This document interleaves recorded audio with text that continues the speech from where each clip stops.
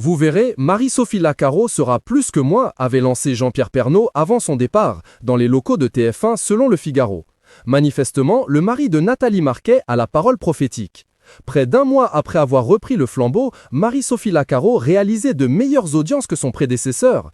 Depuis le 4 janvier, l'ancienne présentatrice du JT du déjeuner de France 2 est parvenue à rassembler en moyenne 5,8 millions de Français sur le JT de TF1, soit 42,6% de part d'audience. À titre de comparaison, l'année dernière, Jean-Pierre Pernaut captivait 4,9 millions de personnes, soit 41,3% du public.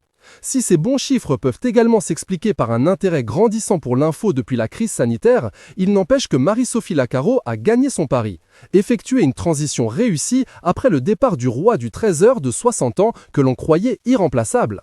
La nouvelle présentatrice du JT avait mis un point d'honneur à respecter la formule gagnante de Jean-Pierre Pernaut, un JT qui se penche tout particulièrement sur l'actualité des régions et du terroir, empreint de convivialité et d'authenticité. Nouvelle reine du JT de TF1 après le départ de Jean-Pierre Pernaut, Marie-Sophie Lacaro, dont le salaire aurait triplé, a séduit les fidèles de la chaîne. Voici ses débuts et quelques révélations. L'idée, c'est de respecter son journal et de ne pas dénaturer son ADN très ancré dans les régions. Je vais parler de la France dans sa globalité et n'exclure personne, nous avait confié la pétillante journaliste de 45 ans 2 semaines avant sa rentrée sur TF1. Une recette qui fonctionne. Marie-Sophie Lacaro est même parvenue à creuser l'écart d'audience avec le JT de France 2, présenté par Julien Bugier, qui rassemble environ 3 millions de téléspectateurs.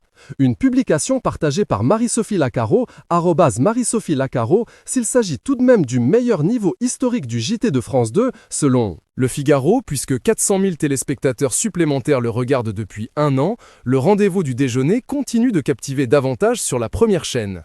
Marie-Sophie Lacaro a pris place ce lundi 4 janvier 2021 dans le fauteuil occupé depuis 33 ans par Jean-Pierre Pernaut. La journaliste nous a confié en exclu comment elle s'est préparée à ce grand saut. Mais qu'ont pensé les téléspectateurs de ce premier JT sous haute tension? Julien Bugier avait prévenu, auprès du JDD, qu'il serait un adversaire coriace face à la présentatrice du JT concurrent. Mais gare à l'ouragan Marie-Sophie Lacaro.